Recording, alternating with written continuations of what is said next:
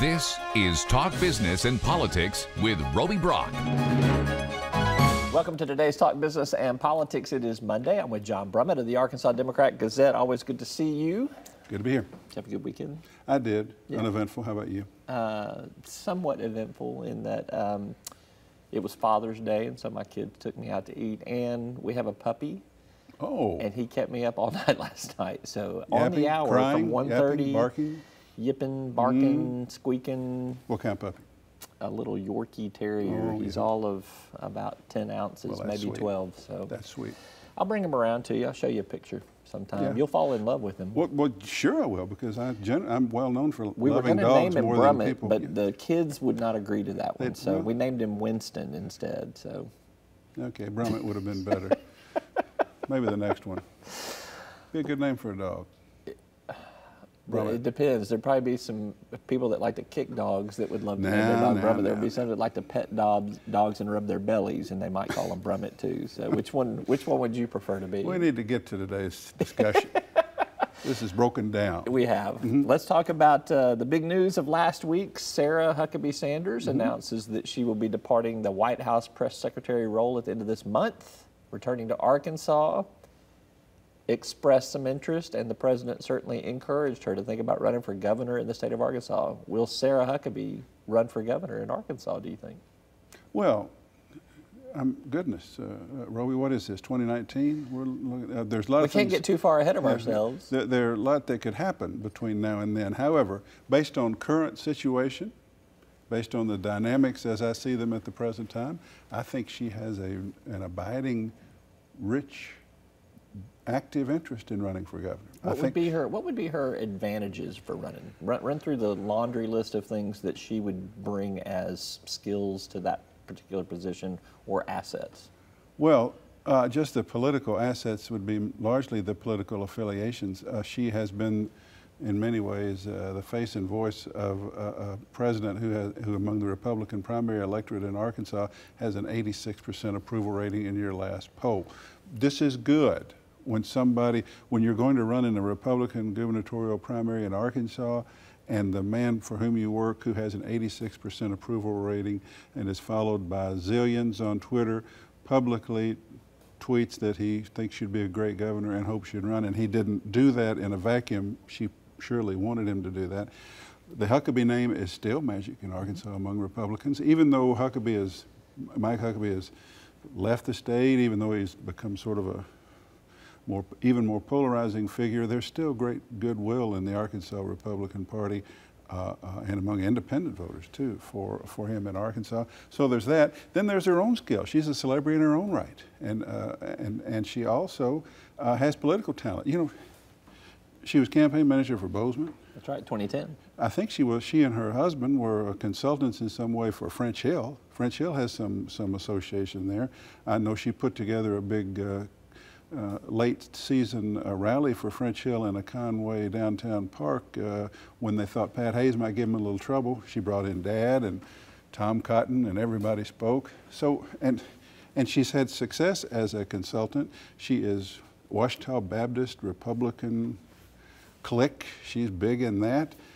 She brings her own skills, but I think this is why people are upset with me on the left. I'm saying right now she would win, but to me it's just obvious. I'm no disrespect to Griffin or Rutledge in terms of their political appeal. They would be viable, strong candidates absent her, but I think because of those things I just mentioned, she is locked down in a Republican primary right now, and Democrats in Arkansas right now can't get more than 35%. Right. That looks like she has a very good prospect of being governor based on circumstances right now. Now, Trump gets beat next time, further legal trouble, who knows? Maybe she changes her mind about what she wants to do.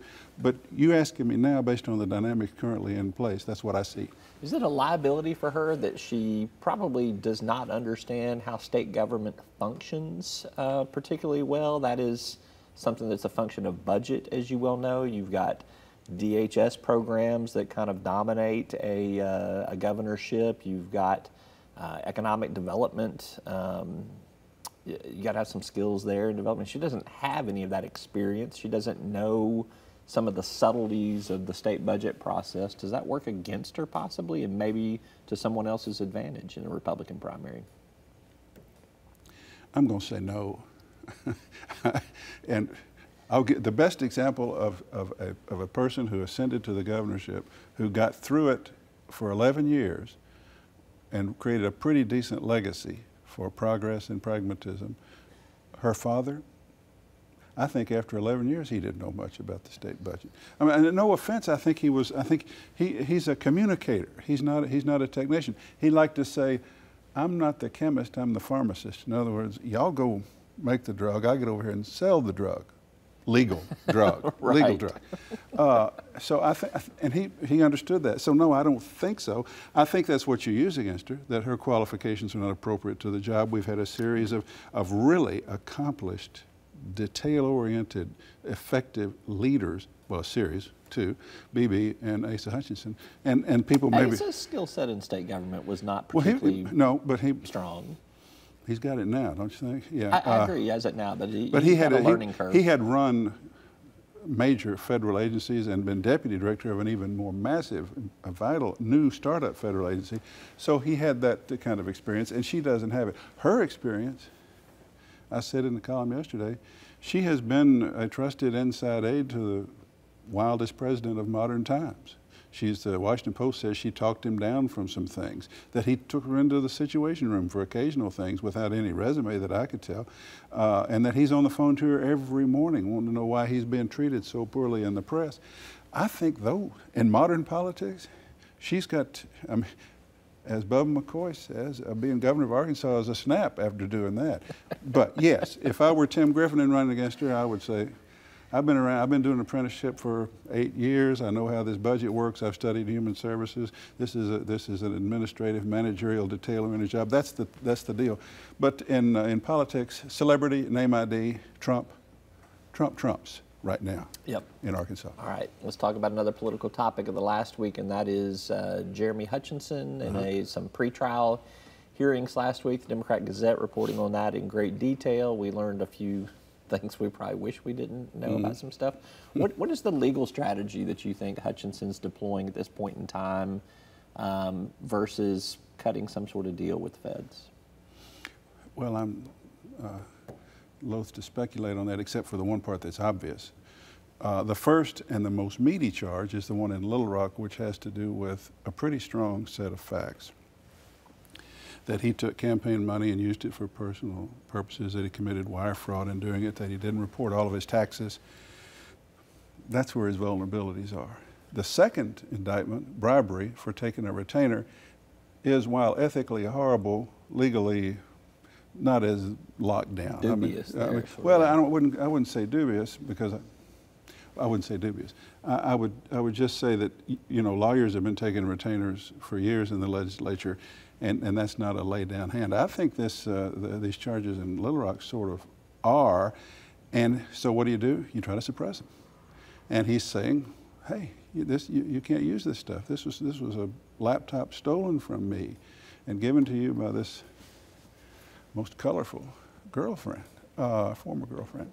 So that's the strategy. If he can get out of the one in Little Rock, maybe there's one in Missouri is kind of iffy on where does retainer end and bribery begin, and you got a fighting chance there. Your fighting chance here is to get it suppressed. So that's what he's trying to do. She says he gave her a lot of presents, and that laptop was one of them. Not optimistic for his chances. I think he's got problems. Yep. All right.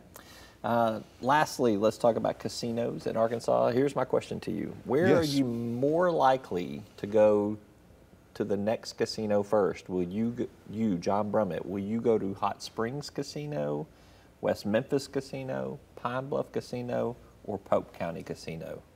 Which will be the next casino you step foot in? Well, I'll first answer that in terms of complete honesty. None of them. Why not? Is this the Church of Christ in you coming out, or? Oh, I just think it's profligate and sort of unfortunate that any human being would be reduced to trying to get money that way. I've sent you to a casino before. The last time I was at I actually gave you money to go spend at the casino. It's the only way I'd go. Yeah, years ago over your magazine, you said, go do, when we went through this typical charade in Arkansas of saying, okay, Oaklawn, you can build a casino, but we're going to call it a Russino, and we're not going to have live blackjack dealers, we're going to have video, so we can call these electronic games of skill. And so the slot machine, you don't push the button once, you see what comes up first, and then you make another decision that makes. Because that takes skill. That takes skill. That was the last time I was in a casino. I managed to lose your money there. So there's that. But I get your point in terms of economic boon, a place, a destination. Right now, of those choices, I'd go to Hot Springs. Good restaurant, good tourist experience, and understand that since I was there, it's now a full-fledged casino, and they have human beings dealing the cards and things like that. It'd be interesting to see. So that's where I would go. Pine Bluff needs it. Hope it goes well. West Memphis, long way to go. Not a big. Get to go get barbecue across the river, though. You could, but you got McClards in Hot Springs. Hot Springs is just going. Hot Springs is just going to trump, so to speak, Southland. And Pope County, I'm not sure they're ever going to have one in Pope County. I agree with you. This on whole that. legal issue of you've got a constitutional amendment or a process that says the county judge or the mayor has to sign off on it, and Pope County is saying not unless we all vote on it. It's going to be a while. It's going to be a while, and maybe never. Let's do a road trip this summer, you and me. Where are we going? Well, let's pull one out of the hat, and we'll go to whichever one comes out of the hat. Since there's not one in Pine Bluff for a while, it might just be Hot Springs or West Memphis. But I hear you saying you would rather go to Hot Springs. Well, it's closer. I've got some there are business fewer in Memphis, there are fewer trucks to deal with on the interstate. There's some new highways down there. I think new roads. I think it's flawed. I think we should wait until Pine Bluff opens and see how that one is. Okay, we'll see. Well, I'm just telling you. He's John Brummett with the Arkansas Democrat Gazette. Always Thanks a pleasure. for being here. All right, high roller he is. Uh-huh. That is all for today's program. I'm Roby Brock. We'll see you next time. Each day, the promise of our nation begins again. Arkansas and America, moving forward. I help make that promise a reality. It's not for everyone, but people everywhere depend on us. Oh, I love you too, sweetie. Trucking delivers, or everything stops. And that's what drives me. I did.